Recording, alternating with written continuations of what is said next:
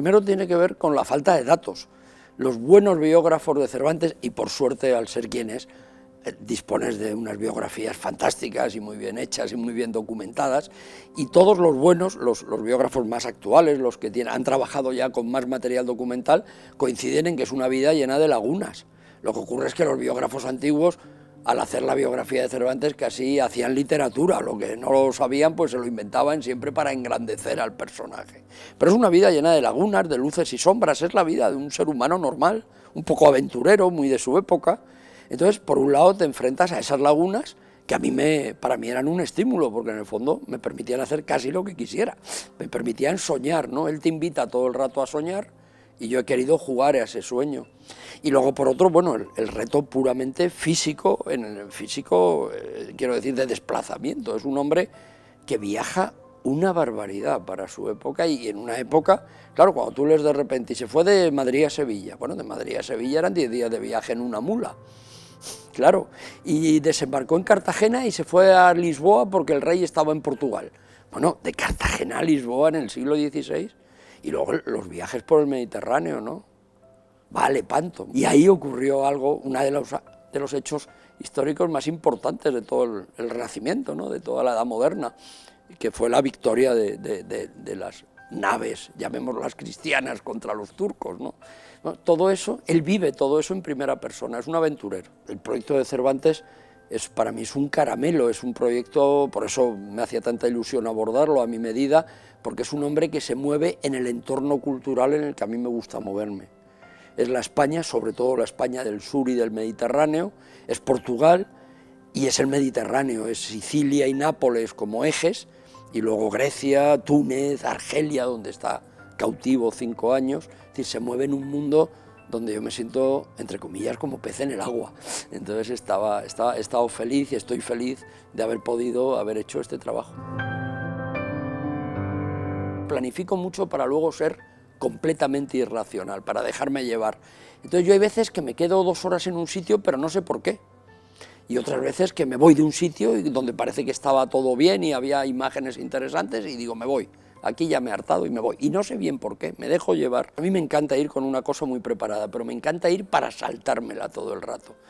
Porque pienso que la verdadera fotografía, tal como yo la entiendo, la fotografía documental que a mí me interesa, se alimenta de la riqueza de la realidad. O sea, la realidad siempre nos sorprende y es infinitamente más rica de todo lo que nosotros podamos soñar. Lo que ocurre es que yo necesito mucho esa preparación, si no me siento inseguro, pero luego la realidad siempre me gana, me adelanta por la derecha y por la izquierda, o sea, siempre es mucho más rica y más interesante. Entonces me interesa el encuentro. La fotografía sobre todo son encuentros para mí, encuentros con lugares, encuentros con personas. Cuando viajo, que siempre viajo solo, para mí es una norma absoluta de trabajo, y realmente yo vivo el viaje como en estado de trance casi, es decir, para mí el viaje es un rito en sí mismo. Para mí es muy importante la soledad porque es lo que me garantiza el contacto con la realidad. Cuando tú viajas acompañado, 2 personas son un grupo. Esto en sociología te lo explican enseguida. Y además, ¿sabes qué ocurre? Cuando viajas acompañado ya no te integras de la misma manera, porque en realidad con quien te sigues relacionando, sea tu pareja, tu amiga, tu amigo, da igual, te sigues relacionando con la persona que te acompaña. Sin embargo, cuando viajas solo estás obligado a relacionarte con ese lugar al que has querido ir, y además te permite ser tú. Lees cosas, ves cosas, hablas. Claro, si vas acompañado, ¡ay, ya nos vamos! ¿Y por qué nos vamos? Oye, ¿y cuánto tiempo vamos? ¿Nos queda mucho? Yo qué sé lo que nos queda. Igual nos quedan 3 días en esta esquina, yo no lo sé. Entonces, esa libertad, en el fondo es la libertad.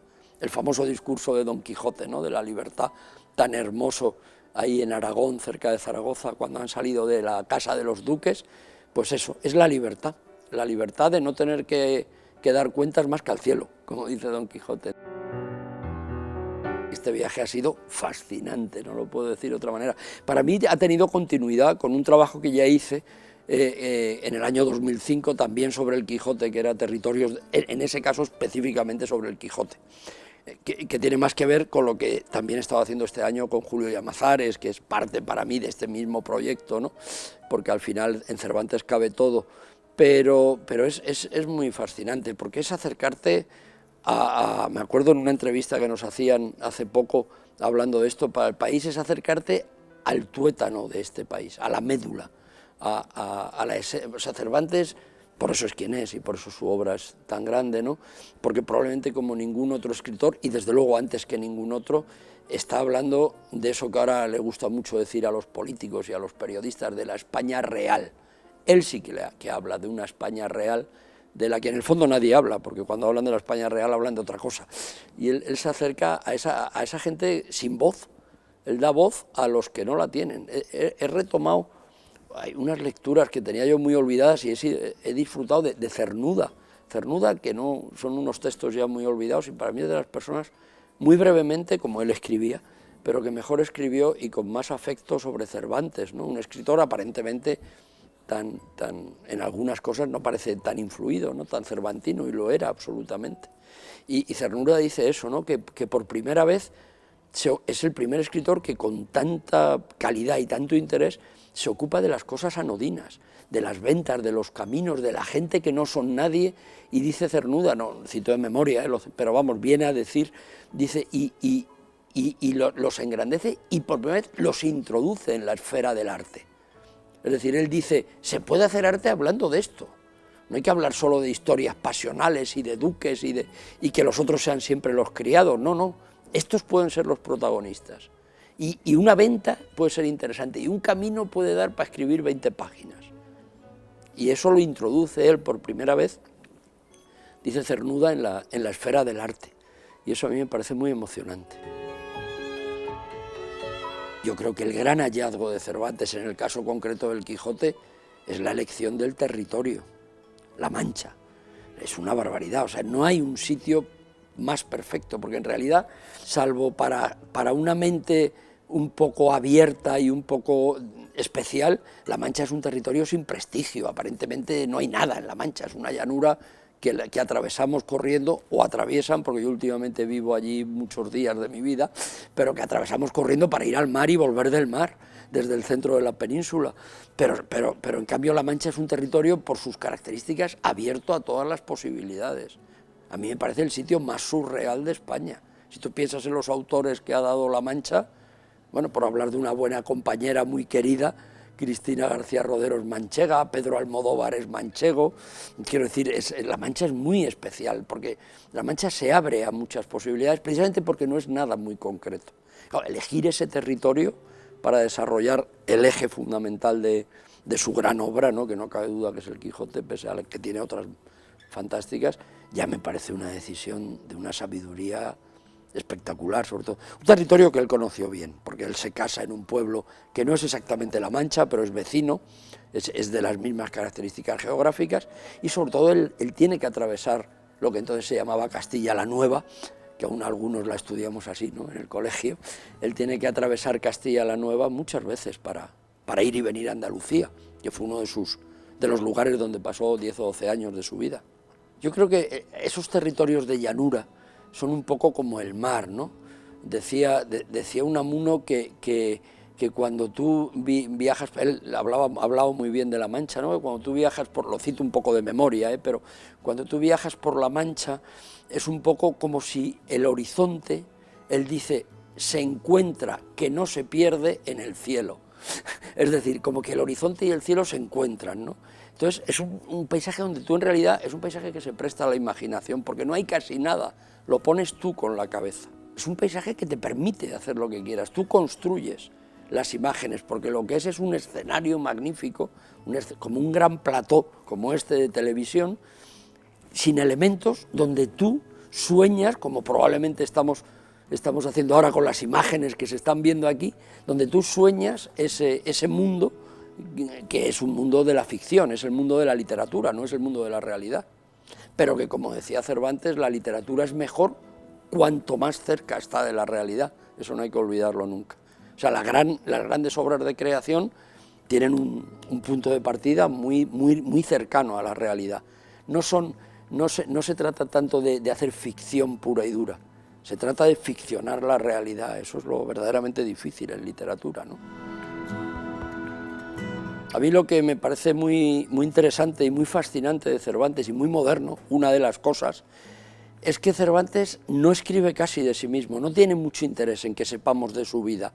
Entonces muchas veces hay que leer su vida a través de lo que cuenta en las obras. Y es muy bonito cuando de repente te das cuenta que está describiendo un viaje, por ejemplo, en el Persiles o en el Quijote, está describiendo un viaje y dices, este viaje lo hizo él. Porque está dando datos que si no lo hubiera hecho él no lo podía hacer.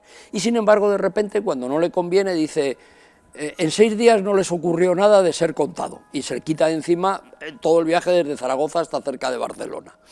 Es decir, se nota mucho cuando él está siendo autobiográfico en su obra y cuando no lo está siendo. Y es autobiográfico muchas veces, como casi todos los grandes escritores. Yo le he dado mucha importancia a la parte de la vida, es decir, sin desdeñar la parte, por supuesto, de la reflexión y la parte de la madurez, de la creación pura, pero al final le he dado mucha importancia también a la primera, porque la segunda surge de la primera, por eso es tan buena. Me ha recordado mucho a Conrad en muchas cosas.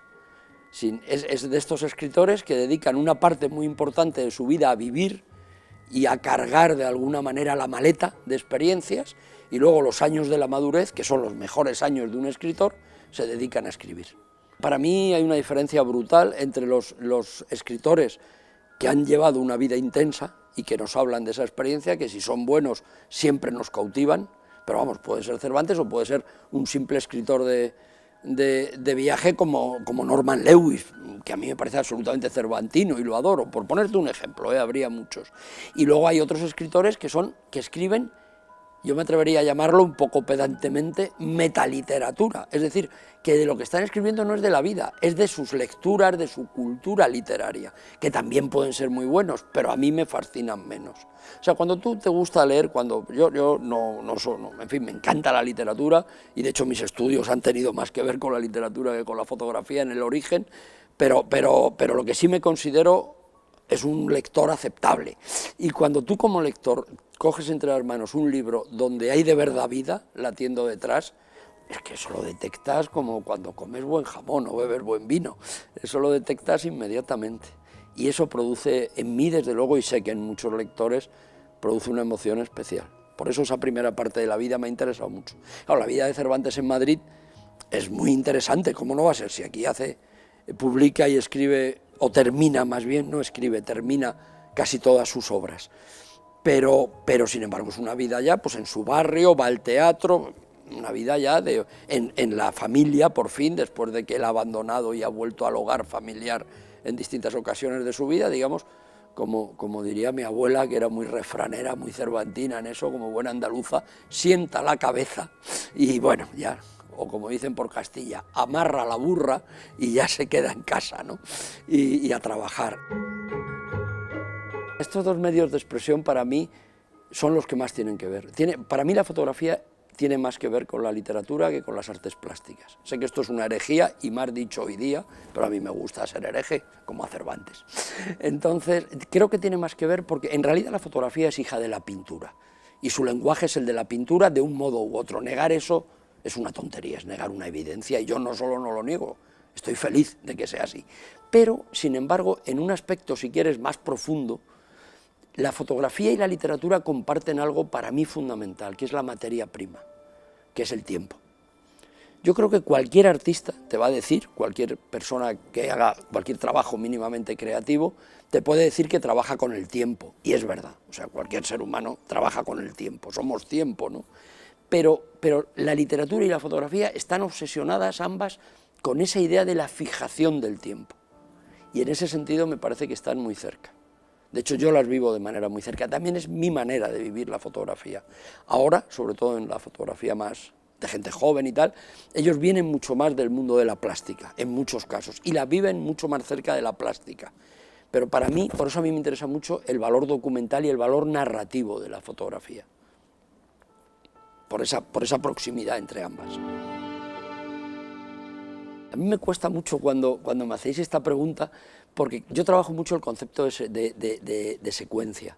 O sea, para mí una foto aislada puede ser muy interesante, pero me cuesta mucho, por eso soy muy perezoso para exponer muy pocas fotos en pequeñas galerías.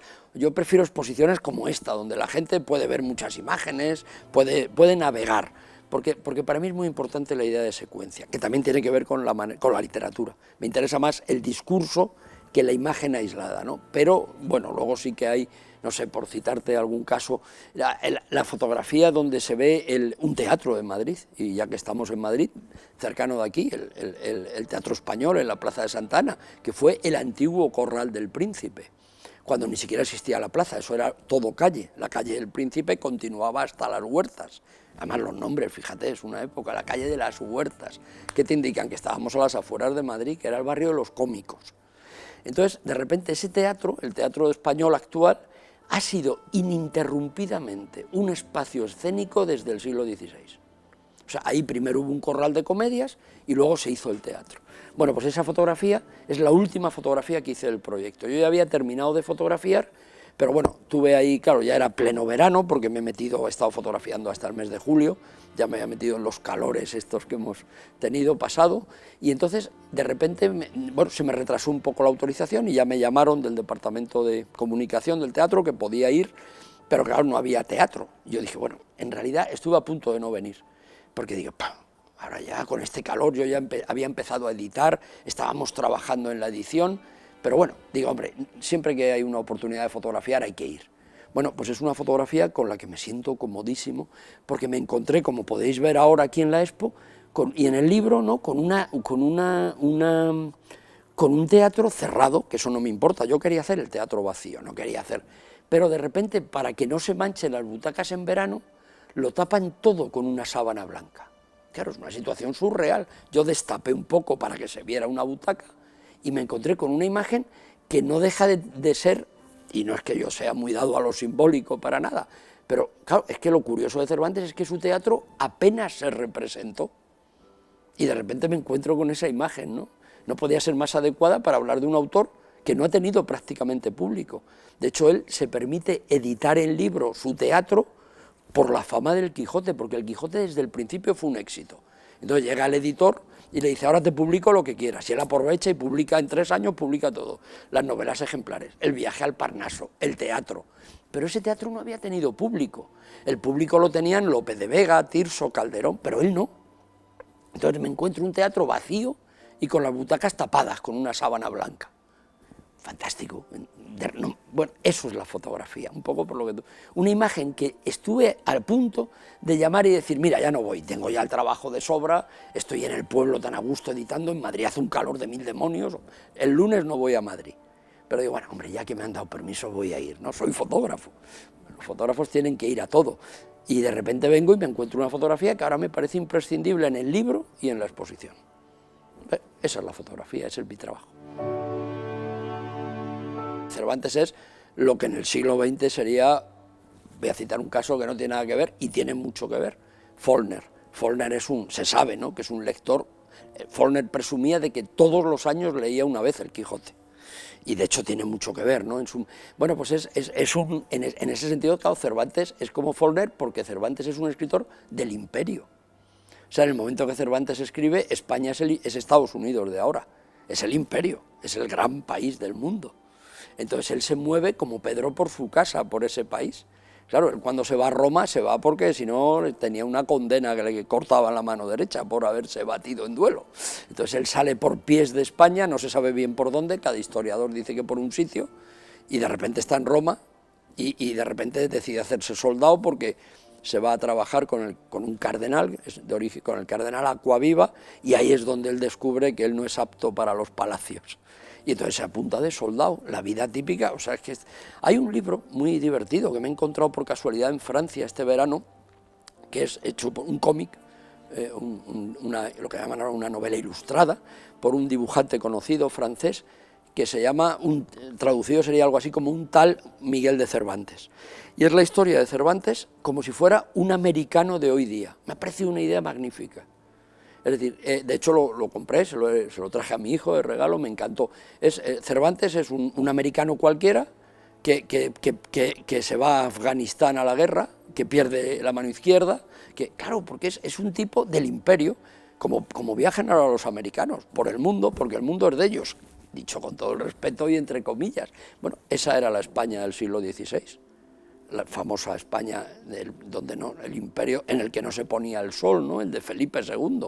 Y Cervantes tiene el lujo de trabajar como soldado, de servir, que decían, a las órdenes de don Juan de Austria, que es la segunda figura más importante del país, el hermano natural o hermanastro del rey Felipe II, ¿no?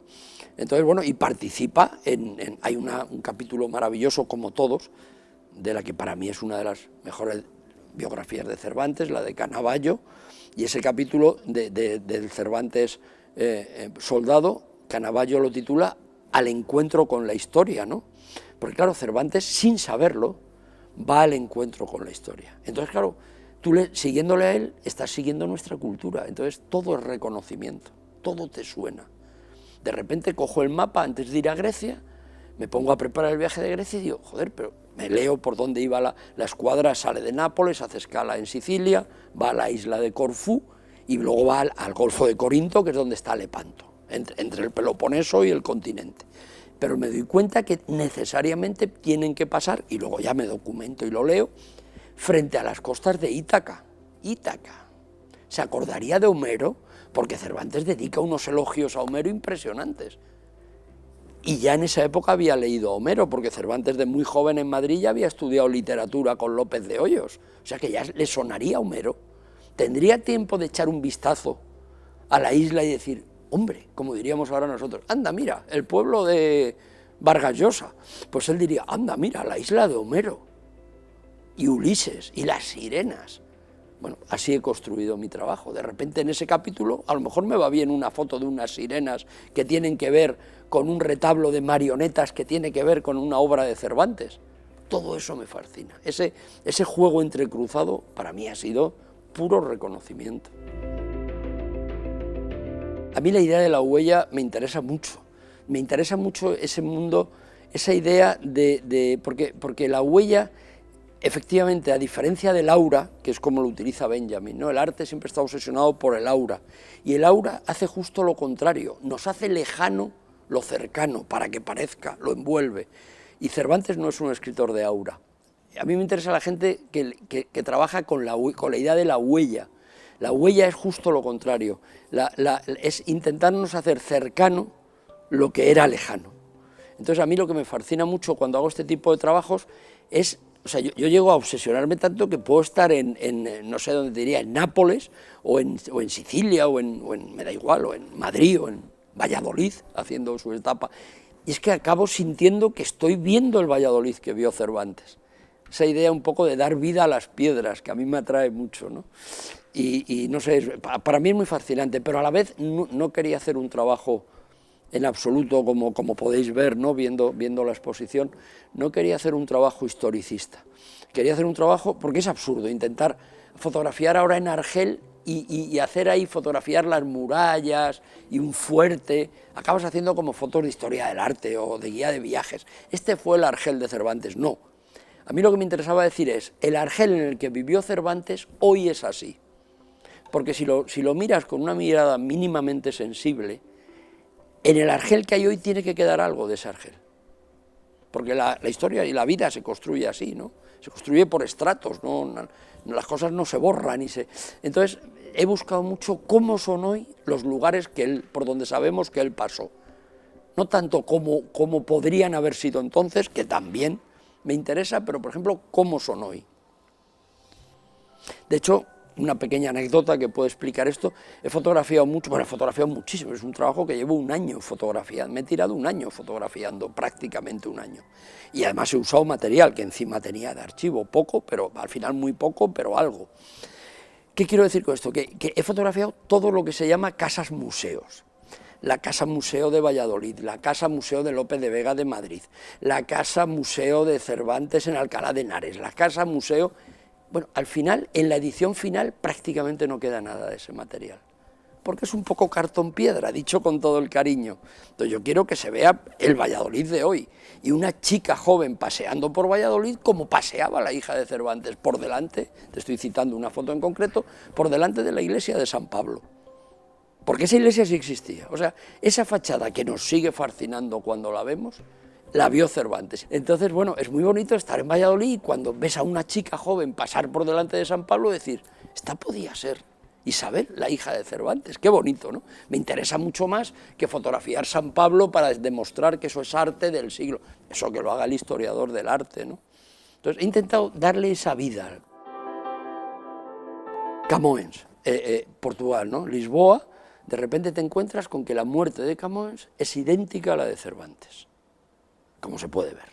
De ahí la fotografía del barrio donde vivió Camões, de ahí la fotografía sobre todo de un suelo, que mucha gente dirá, ¿y este suelo y este árbol? Bueno, de repente te enteras que el gran Camões, que tú ahora vas a Lisboa, como seguro que ha ido mucha de la gente que viene por aquí, y visitan los Jerónimos, que es como la visita obligada, es como venir a Madrid y visitar el Prado casi, y lo primero que te encuentras al entrar, dos grandes túmulos, muy bonitos ambos, a la derecha el de Luis de Camões y a la izquierda el de Vasco de Gama, dos de los héroes nacionales.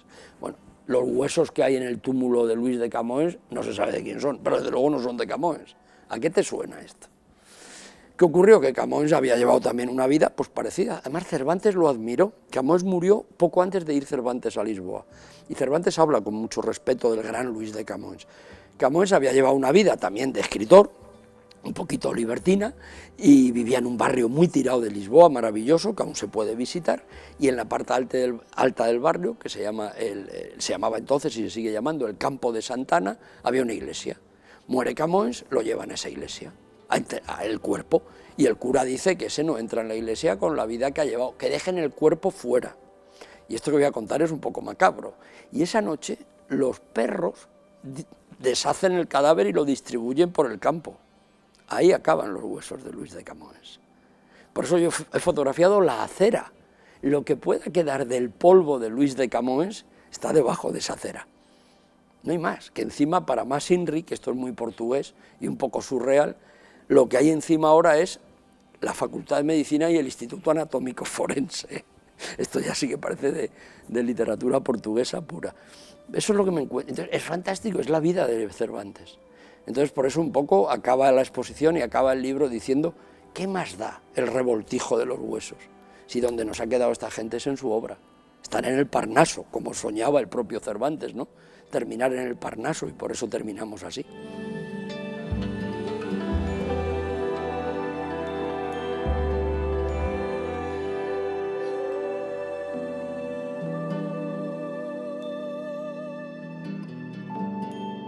Yo creo que de alguna manera sí.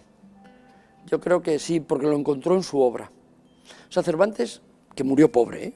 No pobre de solemnidad, o sea, pero sí, murió, no murió rico, y de alguna manera yo creo que él, pero sí fue consciente de que había alcanzado cierto éxito literario.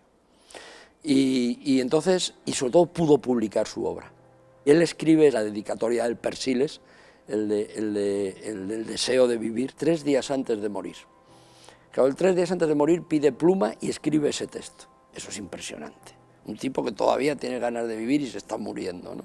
Entonces, de alguna manera ahí alcanzó su casa, porque su casa era su literatura, era su vida, eran sus personajes, y él cerró de manera además muy honesta, ¿no? Y muy hermosa, cerró su ciclo vital.